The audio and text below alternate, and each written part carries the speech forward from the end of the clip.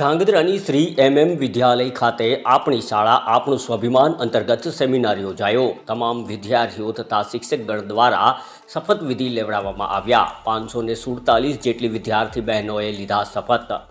ભારત સરકાર તથા ગુજરાત સરકાર દ્વારા શિક્ષણ અંગે વિદ્યાર્થીઓમાં જાગૃતિ લાવવા વિવિધ સેમિનારો યોજવામાં આવે છે। ત્યારે સુરેન્દ્રનગર જિલ્લાની ધાંગધ્રા શહેરની શ્રી એમ શેઠ કન્યા વિદ્યાલય ખાતે આપણી શાળા આપણું સ્વાભિમાન અંતર્ગત સેમિનાર યોજાયો હતો। આ સેમિનારની અંદર ભારતીય સંસ્કૃતિ, સંકલ્પ, શિક્ષણ, સંસ્કૃતિ, શિસ્ત, પ્રાર્થના સભા, નિયમોનું પાલન, શિક્ષક માત્ર શિક્ષક જ નહીં પણ માર્ગદર્શક અને આદર્શ પણ છે।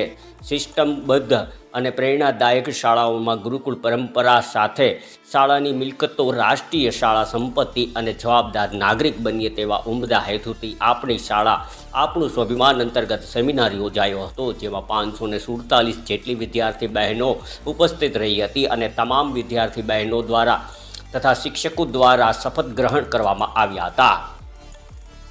વિશાળ વર્ગનું સમાન અમારી આ એમડીએમ કન્યા વિદ્યાલયમાં યોજાયેલ મારી શાળા મારું સ્વાભિમાન, મારી શાળા મારું ગૌરવ એ અંતર્ગત આજે અમારી શાળામાં એક સુંદર મજાનો પ્રોગ્રામ યોજાયો હતો, જેમાં આજે અમારા શિક્ષકો દ્વારા અમને ઘણી બધી શપથ લેવામાં આવી। ઉદાહરણ તરીકે અમે અમારી શાળાને સ્વચ્છ રાખશું, અમે અમારી શાળામાં ગંદકી નહીં ફેલાવીએ, અમારું શાળા અમારું ગૌરવ છે, આ એક રાષ્ટ્રીય સંપત્તિ છે વગેરે અમને શપથ લેવડાવવામાં આવી। અહીંના શિક્ષકો ખૂબ જ સારા છે, જે અમને એક સારી રીતે પથદર્શન એટલે કે શ્રી કૃષ્ણની જેમ અમે અર્જુન હોય અને તે શ્રી કૃષ્ણ હોય એવી રીતે અમને એક પથદર્શક અમને એક માર્ગ બતાવે છે, તે અમને એક સંસ્કારનું સિંચન કરે છે।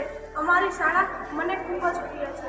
મારી શાળા મારું સ્વાભિમાન આ અંતર્ગત આજે મારી શાળાની અંદર શપથવિધિ કાર્યક્રમ યોજાયો, જેમાં લગભગ 547 વિદ્યાર્થી બહેનોએ શપથ ગ્રહણ કર્યા અને 20 શિક્ષકોએ શપથ ગ્રહણ કર્યા છે। દીકરીઓને મારી શાળા મારું સ્વાભિમાન અંતર્ગત શાળાના શિક્ષક આચાર્ય બહેનશ્રી દ્વારા ઉદ્બોધન કરવામાં આવ્યું હતું। આ અંતર્ગત વિદ્યાર્થીઓ ખૂબ શાળા પ્રત્યેની ભાવના ધરાવે છે તે પણ જાણવા મળ્યું।